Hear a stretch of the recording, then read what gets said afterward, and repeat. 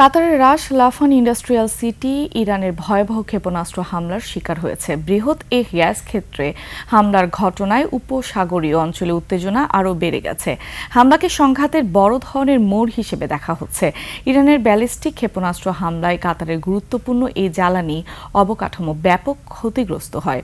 হামলার আগে ইরান ঘোষণা দিয়েছিল তারা এই স্থাপনাসহ উপসাগরীয় অঞ্চলের আরও কয়েকটি জ্বালানি স্থাপনাকে লক্ষ্যবস্তু করবে।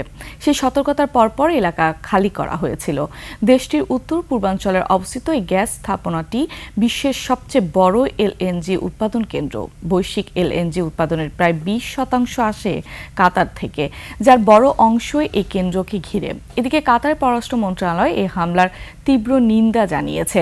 ইরানের হামলা আঞ্চলিক নিরাপত্তা ও আন্তর্জাতিক শান্তিকে ঝুঁকির মধ্যে ফেলেছে বলে মন্তব্য করেছে কাতার।